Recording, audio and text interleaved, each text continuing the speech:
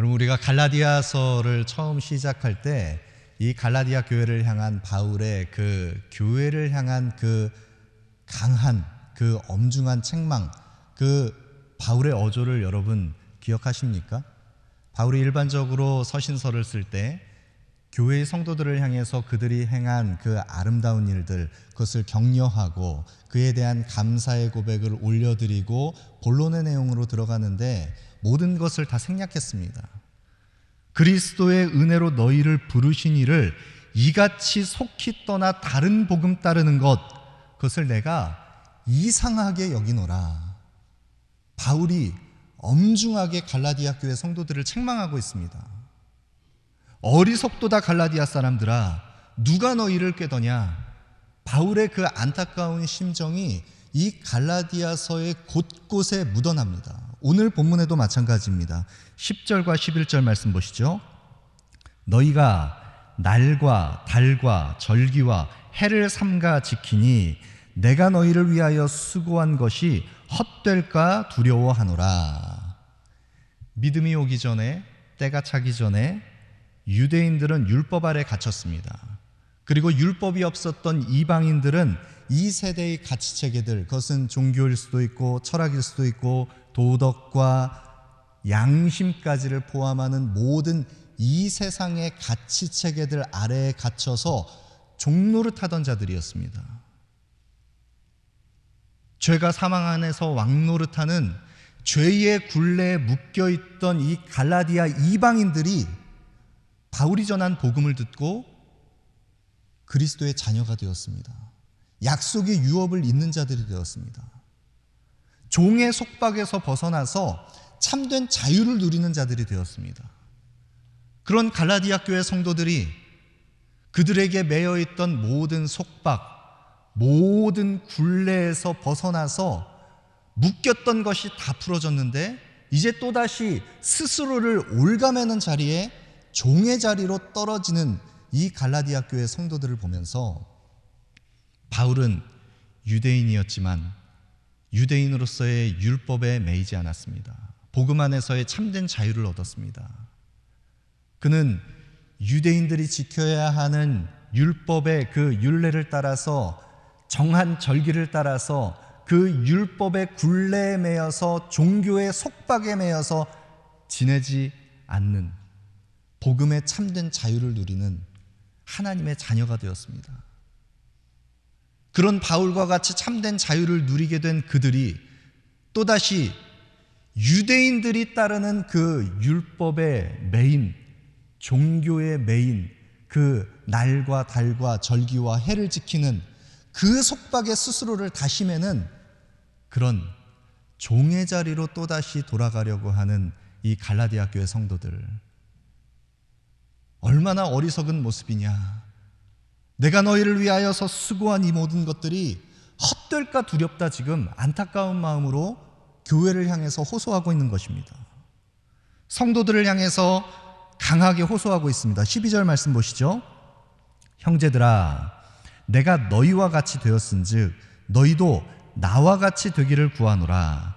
너희가 내게 해롭게 하지 아니하였느니라. 형제들아, 내가 너희와 같이 되었은즉 너희도 나와 같이 되기를 원한다.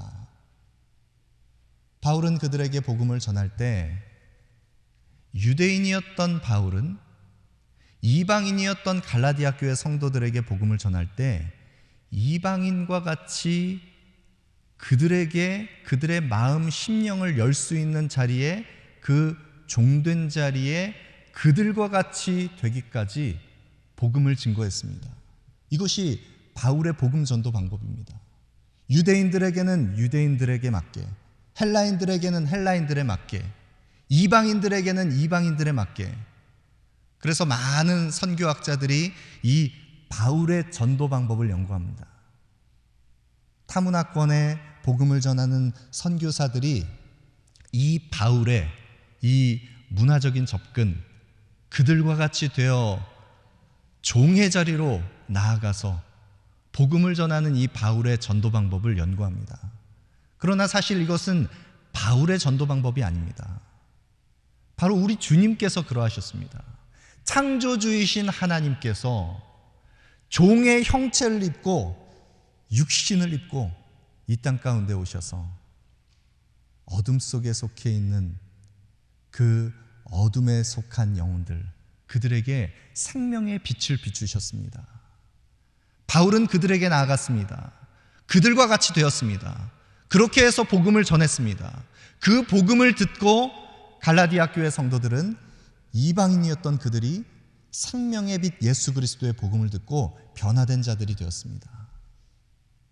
너희가 나와 같이 되기를 원한다. 유대인이었던 바울이 그 율법의 메인 자리에서 참된 자유를 누리는 자유자가 된 바울과 같이 너희도 나와 같이 되기를 원한다. 그들이 이미 소유한 그 복음의 자유를 그들이 또다시 메이는 자리에 떨어지는 그들 갈라디아 교회 성도들을 향해서 안타까운 심정으로 지금 호소하고 있는 것입니다. 여러분, 그들이 복음을 처음 들었을 때 바울과 함께 그 이방인들과 같이 되어 복음을 전했던 바울이 전한 그 복음을 듣고 복음 안에서 갈라디아 교회 성도들은 아름다운 믿음의 동역을 이루는 관계를 이루었습니다.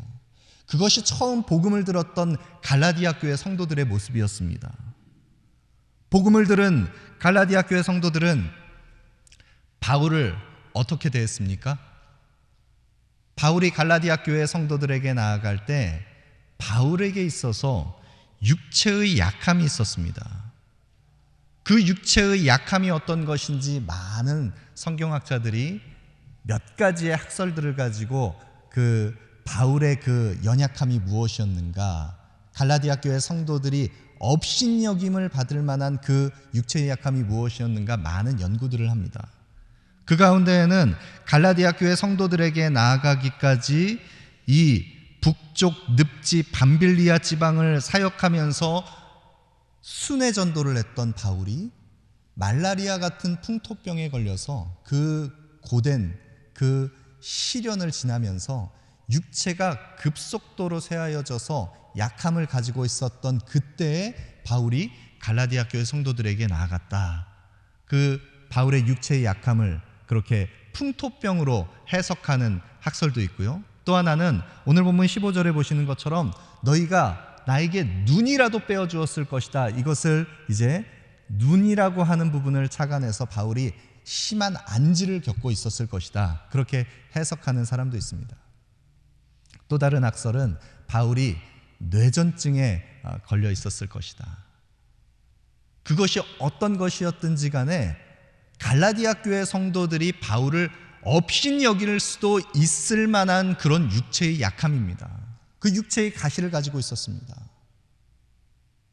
바울이 가지고 있었던 이 육체의 약함에도 불구하고 그들은 바울을 홀대하지 않았습니다.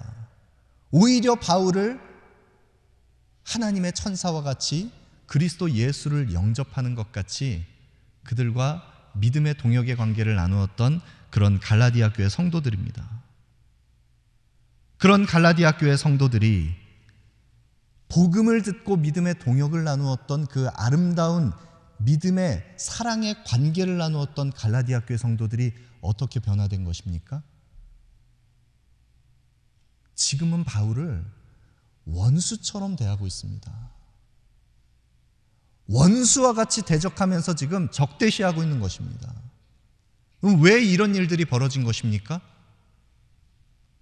오늘 본문 16절을 보시죠. 그런즉 내가 너희에게 참된 말을 함으로 원수가 되었느냐. 바울이 복음에서 이탈한 이 갈라디아 교회 성도들을 향해서 종의 자리에서 하나님의 자녀가 된 참된 자유자가 된 그들이 또다시 종의 자리로 되돌아가려고 하는 이 갈라디아 교회 성도들을 향해서 어리석도다 갈라디아 사람들아, 안타까운 심정으로 호소하면서 그들에게 다시 복음에서 이탈한 것을 돌이켜서 복음의 자리로 돌아오도록 참된 말을 하는 바울을 그들은 원수처럼 여겼습니다. 복음 안에서의 바른 권면과 책망으로 그 굽은 것을 돌이키게 하는 바울의 그 엄중한 호소, 그것을 듣고 이 갈라디아 교회 성도들이 바울을 대적하는 것입니다. 그럼 어떻게 이런 일이 벌어지는 것입니까? 바울은 참된 말을 전했는데 왜 갈라디아 교회 성도들은 바울을 원수처럼 대하는 것입니까? 그들의 마음에 찔림이 있는 바울이 정확한 지적을 했기 때문입니까? 물론 맞습니다. 그러나 또 다른 이유가 있습니다. 17절 보시죠. 그들이 너희에게 대하여 열심내는 것은 좋은 뜻이 아니요 오직 너희를 이간시켜 너희로 그들에게 대하여 열심을 내게 하려 함이라. 여러분, 여기에서 지칭하고 있는 그들이 너희에게 대하여 열심내는 것, 그들은 누구입니까? 교회에 가만히 들어온 유대주의자들을 의미합니다. 복음에 율법을 더해서 구원을 받으려면 율법을 완벽하게 지켜서 이 구원을 완전하게 내가 확증할 수 있도록 보증받을 수 있게 하는 것이 더 중요하다고 복음에 섞은 것을 더하는 유대주의자들이, 가만히 들어온 유대주의자들이 열심을 내어서 교회의 성도들을 꿰어서 그들에게 바울과 갈라디아 교회 성도들을 이간하여 그들이 이 유대주의자들을 따르도록 사람들의 마음을 미혹하는 것입니다. 여러분이 가만히 들어온 유대주의자들의 갈라디아 교회 성도들을 향해서 열심을 냈던 이 모습은 사실 교회를 사랑함으로 또 영혼을 사랑함으로 성도를 사랑해서 열심을 낸 그런 열심이 아닙니다. 여러분, 이들이 행한 열심은 어떤 열심입니까? 교회 안에서 가만히 들어온 이들의 열심이 많은 성도들이 복음 안에서 참된 자유를 누리는 것을 보고 오히려 그 자유를 빼앗아서 자신들을 따르게 하는 열심으로 그들을 종된 자리로 다시 묶어오도록 자신의 울타리를 치고 자신의 힘을 과시하고 자신의 영향력을 확대하기 위해서 열심을 내는 유대주의자들입니다. 그 유대주의자들의 이간하는 소리를 듣고 지금 바울과 갈라디아 교회 성도들의 그 관계성이 다 흐트러지는 것입니다. 그럼 교회 안에도 사실 이와 같은 일들은 비일비재하게 일어납니다. 우리가 관계 맺고 있는 많은 관계 속에서 우리는 많은 그 교회 안에 열심을 내는 동기들 가운데 자신의 영향력을 행사하고 그 힘을 나타내기 위해서 열심을 내는 그런 경우들, 그것은 저와 여러분 우리 모두가 다 예외할 것 없이 모두가 다 마찬가지입니다. 그 가운데 많은 사람과 사람 사이의 관계를 흐트러 놓는 그런 일들이 무수하게 교회 안에는 일어날 수 있습니다. 여러분, 그런 면에서 목회자는 참 위험한 부분에 노출되어 있는 대상이 바로 사역자들입니다. 목회자들에게 있어서는 사실 두 가지 위험이 있습니다. 어떤 위험이 있습니까? 교회를 섬기는 사역자들에게는 사실 교회를 사역하며 누군가의 모함과 이간질에 얼마든지 노출될 수 있는 사람들이 바로 목회자들입니다. 많은 사람들의 말거리의 대상이 될 수 있는 사람이 바로 사역자들이기도 합니다. 그런 부분에서 사역을 할 때 얼마든지 마음이 정말 저 밑바닥에 내동댕이 쳐진 것 같은 그런 기분이 들 때가 종종 드는 것이 사역을 하면서 사역자들이 경험하는 것입니다. 아무런 방비 없이 무방비 상태에서 공격받는 것 같은 느낌이 들 때가 무수히 많은 것이 목회자들의 어려움이기도 합니다. 사람과 사람 사이를 아름답게 연결하는 관계성보다 그 사이를 갈라놓는, 분리시키는 그런 일들이 교회 안에서 우리는 얼마든지 경험할 수 있습니다. 여러분, 그러나 그런 위험에 노출되어 있는 사역자들이 또 다른 위험을 가지고 있습니다. 어떤 위험을 가지고 있습니까? 사실 사역자들은 굉장히 위험한 사람들입니다. 무엇 때문에 위험한 것입니까? 가장 위험한 사람일 수도 있는 그 위치가 바로 목회자들의 위치입니다. 왜입니까? 모든 세워진 사역자들은, 교회를 섬기는 사역자들은 그들의 일차적인 직임과 목적, 그 사역의 그 동기는 하나님과, 살아계신 하나님과 사람 사이를 연결하는 중보의 역할, 중재자의 역할, 다리를 놓는 역할을 하는 것이 하나님과 잃어버린 영혼들 사이를 연결하는 역할을 하는 것이 사역자의 일차적인 책임과 의무입니다. 바울은 그런 의미에서 고린도후서 11장 2절 3절에 내가 하나님의 열심으로 너희를 위하여 열심을 내노니 내가 너희를 정결한 자녀로 한 남편인 그리스도께 드리려고 중매함이로다. 그러나 나는 뱀이 그 간계로 하와를 미혹한 것 같이 너희 마음이 그리스도를 향하는 진실함과 깨끗함에서 떠나 부패할까 두려워하노라. 바울에게 두려움이 있었습니다. 어떤 두려움이 있었습니까? 바울은 자신의 역할을 잃어버린 영혼들과 하나님과 그들 사이를 복음으로 중매하는 그 중개자의 역할을 감당하는 것이 자신의 책임이라고 여겼습니다. 그런 바울에게 있어서 바울은 그 잃어버린 영혼들이 하나님의 복음 앞에 나와서 생명의 빛이신 주님 앞에 나와 그리스도 앞에서 정결한 진실함과 깨끗함으로 나아가는 그리스도를 향하는 아름다운 신부로 드려지기를 소망하는 바울이 그들 성도들의 마음이 진실함과 깨끗함에서 떠나서 부패함에 이를까 두려운 마음으로 그들을 향해서 나아가는 바울의 모습을 볼 수가 있습니다. 그리스도와 그리스도의 신부들을 연결하는 중매자의 역할입니다. 모든 세워진 교회를 섬기는 중직을 맡은 책임을 맡은 자들, 교회의 리더들은 다 이와 같은 사명의식을 가지고 있어야 합니다.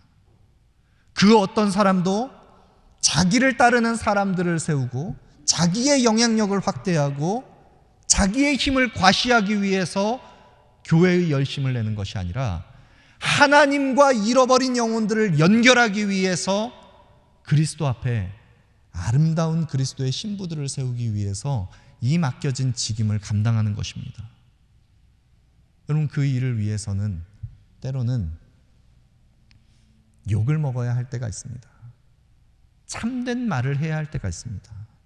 미움을 받더라도 참된 말을 해서 그 굽어진 것을, 그 이탈한 것을 복음에서 벗어난 자들이 다시 복음의 진리 가운데 그들이 돌아올 수 있도록 참된 말을 해야 할 때가 있습니다. 여러분, 그럴 때 사람의 관계라고 하는 것은, 사람의 평판이라고 하는 것은 얼마든지 손바닥 뒤집는 것 같이 그토록 눈이라도 빼어 주었을 만큼 간절하게 바울을 사랑하고 대했던 갈라디아 교회 성도들이 원수처럼 대할 수도 있는 모습이, 그것이 바로 사람들의 평판이라는 것입니다. 저는 그래서 사람들의 평판에 기대하지 않습니다. 손바닥 뒤집는 것 같은 그것에 의지하지 않습니다. 복음에서 이탈한 성도들을 바르게 인도하기 위해서 참된 말을 해야 할 때, 원수처럼 대하는 사람들이 있을 때, 그럴 때 교회를 섬기는 청지기들은 꼭 기억해야 합니다. 누가복음 6장 26절에 모든 사람이 너희를 칭찬하면 화가 있도다. 그들의 조상들이 거짓 선지자들에게 이와 같이 하였느니라. 여러분, 교회를 섬기는데 모든 사람들이 나를 좋아하게 만든다, 사람들의 칭찬만을 구한다, 그것은 바르게 사명을 감당하지 않는 것입니다. 때로는 참된 말을 전해야 할 때가 있습니다. 바르게 복음을 전해야 할 때가 있습니다. 그럴 때 원수처럼 대하는 사람이 있다 할지라도 바른 복음을 증거해야 하는 때가 있습니다. 여러분, 그러나 저는 이 오늘 본문의 말씀을 묵상하면서 바울의 심정을 헤아려 보았습니다. 자신을 위해서 복음 안에서 아름다운 믿음의 동역을 이루면서 눈이라도 빼어줄 정도로 아름다운 믿음의 사랑의 관계를 맺었던 성도들이 자신을 원수처럼 대하는 모습 속에서 그의 마음은 어떠했을까? 그 땅바닥에 떨어진 그 바닥에 깨어져 버린 그 바울의 마음, 복음 안에서 자신을 사랑하며 그들을 위해서 바울 자신도 자신을 내어주고 성도들도 그 마음을 이해하면서 함께 마음을 주고받았던 그 사랑하는 성도들이 자신을 원수처럼 대할 때 그 바울의 심정이 어떠했을까? 여러분, 누군가가 자신을 원수처럼 대할 때 그들을 똑같이 원수처럼 대하면서 똑같이 되갚아주는 모습으로 그들을 마주하십니까? 그들에게 또다시 사랑의 관계성을 회복하기 위해서 사랑으로 나아가십니까? 너무나 어려운 주제입니다. 그런데 오늘 바울의 믿음의 호소와 바울의 이 갈라디아 교회 성도들을 향한 마음 중심을 보십시오. 갈라디아서 4장 19절에 나의 자녀들아, 너희 속에 그리스도의 형상을 이루기까지 다시 너희를 위하여 해산하는 수고를 하노니. 자신을 원수처럼 대하는 성도들을 향해서 바울은 어떻게 고백하고 있습니까? 나의 자녀들아, 나의 자녀들아. 그들을 복음 안에서 믿음으로 낳은 자녀처럼 대하고 있습니다. 아비의 심정으로, 어미의 심정으로 나의 자녀들아, 너희 속에 그리스도의 형상을 이루기까지 내가 다시 해산하는 수고를 감당한다. 다시 그들에게 나아가고 있습니다. 원수처럼 대하는 그들에게 등을 돌려서 관계를 끊어내는 것이 아니라 다시 그들에게 해산하는 수고를 감당하기 위해서 아비의 심정으로, 어미의 심정으로 다시 자신을 꺾고 나아가는 것입니다. 여러분, 자녀를 이길 수 있는 부모가 있습니까? 자녀에게 자존심을 부릴 수 있습니까? 바울의 사역의 목적과 동기는 분명합니다. 너희 속에 그리스도의 형상을 이루기까지, 그리스도의 형상을 이루기까지 다시 너희에게 해산하는 수고를 감당한다. 나의 자녀들아. 여러분, 제가 이전에 사역했던 교회에서 제가 존경하는 우리 목사님께서는 제가 사역을 하면서 한 번도 성도들에 대하여서 성도들의 그 연약함과 성도들의 그 자신에 대하여서 때로는 참 말도 안 되는 그런 참 억측과 그런 공격으로 목회자들을 그렇게 해하려는 그런 모습 속에서도 한 번도 성도들에 대하여 성도들의 그 연약함을 부정적으로 표현하거나 뒷말을 하는 이야기를 사랑하는 우리 존경하는 목사님을 통해서 한 번도 들어본 적이 없습니다. 왜입니까? 자녀로 여기기 때문입니다. 나의 자녀들아, 내가 너희를 위하여 다시 해산하는 수고를 감당한다. 여러분, 해산하는 수고가 어떤 것입니까? 우리 남성들은 잘 모릅니다. 여성들은 다 아실 것입니다. 이 해산하는 수고를 여러분 다시 해산하는 수고를 감당한다고 한다면 모두 다 손사래를 치실 것입니다. 여러분, 이 고통이 얼마나 수고스러운 고통인지 첫사람 아담과 하와가 범죄하여 불순종으로 에덴 동산에서 쫓겨갔을 때 하나님께서 이들에게 그 죄의 징계의 그 벌로 아담은 평생 수고하여 땀 흘려야 소산을 먹게 하셨고 여자에게는 임신하는 고통을 더하셨습니다. 해산하는 고통은 말로 다 할 수 없는 고통이라는 것 모든 여성분들은 다 아실 것입니다.